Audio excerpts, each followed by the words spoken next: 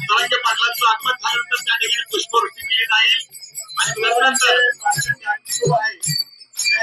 बाजूला काय मंडळी आहेत सामान्य व्यक्ती करतो आपल्या पाठीमागे जी मंडळी बसले त्यांना स्टेज दिसत नाही फक्त आपण खाली बसा। राजूनगरमध्ये या ठिकाणी येत आहे मनोज जरांगे पाटील यांची आज पुणे जिल्ह्यातील पहिली सभा राजूनगर ठिकाणी येत आहे। राजूनगर ठिकाणी मनोज जरांगे पाटलांच्या सभेसाठी मोठी गर्दी झालेली आहे। वारकरी मोठ्या संख्येने या सभेमध्ये सहभागी झालेले आहेत। आपल्या सोबत या ठिकाणी काही वारकरी आहेत जे सभास्थळी दाखल झालेले आहेत। काय सांगाल मनोज जरांगे पाटलांची सभा या ठिकाणी होते तुम्ही काय सांगाल? या ठिकाणी मराठ्यांची मुलूक मैदानी तोफ आणि मराठा समाजाचे त्याचबरोबर या ठिकाणी मनोज जरांगे पाटील यांची राजूनगर भूमीमध्ये या ठिकाणी यांच्या बलिदानानं पुनीत झालेल्या राजूर शहरामध्ये भव्य दिव्य लाखोच्या संख्येने या ठिकाणी सभा संपन्न होत आहे। तरी या ठिकाणी संपूर्ण पुणे जिल्ह्यातून महाराष्ट्र राज्यातून मनोज जरांगे पाटील यांच्या सभेला लाखोच्या संख्येने मराठा बांधव या ठिकाणी उपस्थित आहे।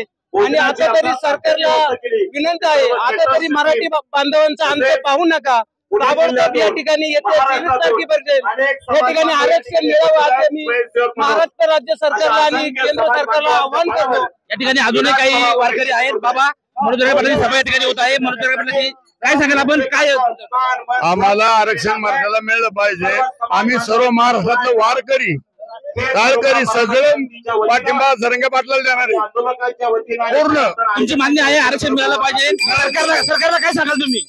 आरक्षण हे 100% मिळलं पाहिजे। आमच्या हक्काचं आहे नाही कुणाच्या बापाचं। आरक्षण मिळालं पाहिजे मागणी आहे तुम्ही काय सांगाल?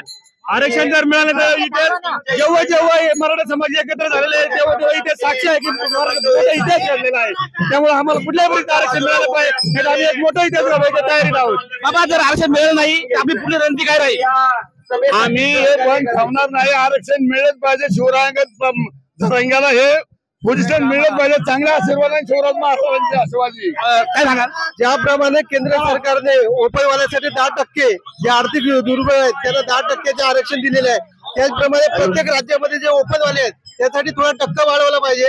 त्यामुळे आर्थिक दृष्ट्या जे गरीब आहेत ओपनवाले त्यांना पण आरक्षण मिळेल आणि संसदेमध्ये कायदा करून सुप्रीम कोर्ट पण मान्य होईल। धन्यवाद। या ठिकाणी मनोज जरांगे पाटील सभा होत आहे। मनोज जरांगे पाटील सभेसाठी मोठी गर्दी झाली असून वारकऱ्यांचाही मनोज जरांगे पाटील यांना मोठा पाठिंबा मिळत आहे। टाइम्स नाऊ मराठीसाठी सचिन तोरकर, राजगुरुनगर, पुणे।